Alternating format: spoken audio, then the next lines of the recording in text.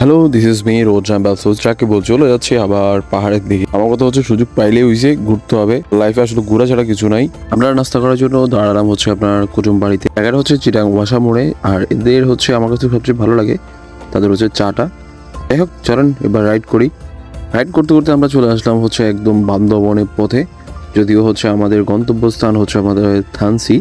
আমরা যাবো হচ্ছে থানসি হয়ে আলীকদম এবং নিম পাহাড় ঘুরে তারপর হচ্ছে আমরা আবার সোজা ব্যাক করবো হচ্ছে চকরিয়া দিয়ে। আমরা কক্সবাজার যে রোডটা, হাইওয়ে রোডটা, ওইটা দিয়ে আমরা ব্যাক করবো। আর আমাদের ছিল সেটা ডে 2। আর আজকে কি কি চ্যালেঞ্জ ফেস করলাম, এখন কি থানসি বন্ধ নাকি খোলা সেটা সম্পর্কে যদিও জানতে হয় একটু ভিডিওটা দেখতে হবে, নতুবা আসলে আপনি বুঝতে পারবেন না।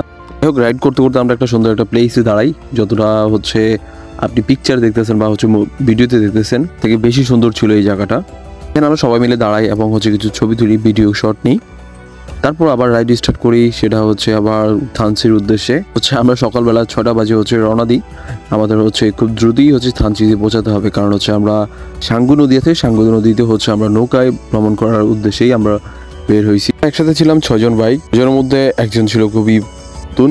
তার জন্য হচ্ছে আসলে আমাদের অনেক কিছু চ্যালেঞ্জ ফেস করতে হয়েছে। আসলে যারা নতুন তাদের জন্য আমার হচ্ছে কয়েকটা টিপস থাকবে। সেটা হচ্ছে পাহাড় যখন আপনি রাইড করবেন, যখন হচ্ছে কর্নারে যাবেন তখন হচ্ছে খুব বেশি বাঁক নেওয়া যাবে না, কারণ হচ্ছে দেখা যাবে যে হচ্ছে কর্নারে অনেক টাইম ভাঙা থাকে।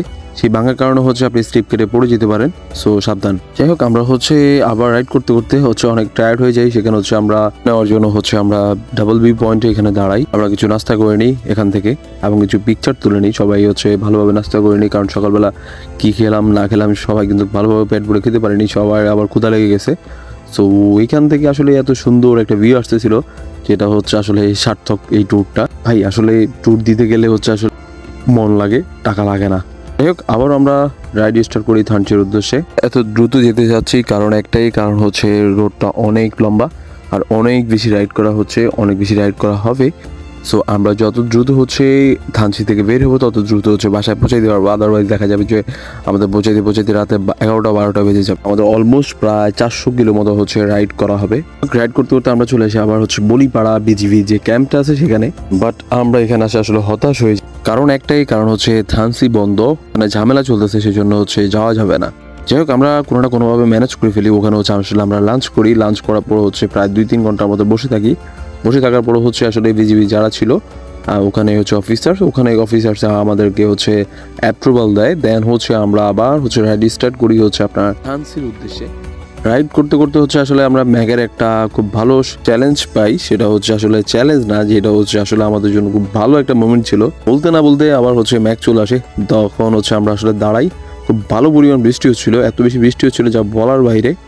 ভাই সাধারণ ব্যাপার, পাহাড়ে খুব ভালো বৃষ্টি হবে, এটা স্বাভাবিক। যাই হোক, আমরা সবাই হচ্ছে আবার রেইনকোট পরে নিই। রেইনকোট পরে তারপরে হচ্ছে কিছু রাইড করে আবার কিন্তু দাঁড়ায় যাই, কারণ বৃষ্টির পরিমাণ আর বাতাসের পরিমাণটা খুব ভালোই ছিল, আসলে রাইড করার মতো অবস্থা ছিল না। তারপর আমরা কিছু দাঁড়াই হচ্ছে কিছু সুন্দর মোমেন্টগুলো হচ্ছে আসলে আমরা ছবি তুলে নিই বা হচ্ছে ভিডিও আকার নিয়ে নিই। হ্যাঁ, আসলে বলতেই ভুলে গেছি একটা জিনিস, সেটা হচ্ছে আসলে আমরা যদিও জিবি থেকে হচ্ছে অ্যাপ্রুভাল পাই, তারপর আমাদের একটা কন্ডিশন ছিল, সেটা হচ্ছে আমরা থানচিতে ঢুকতে পারবো না। আমরা হচ্ছে আলীকদম হয়ে লামা দিয়ে হচ্ছে আমরা চকরিয়া দিয়ে বের হবো। যেই কাজ যে বলা সেই কাজ। আমরা হচ্ছে আসলে থানচিতে আর ঢুকতে পারি নাই, কারণ হচ্ছে আসলে অনেকগুলো চ্যালেঞ্জ ছিল, কারণ ওখানে অবস্থা খুবই খারাপ ছিল, এই জন্য আমরা আসলে যেতে পারি নাই।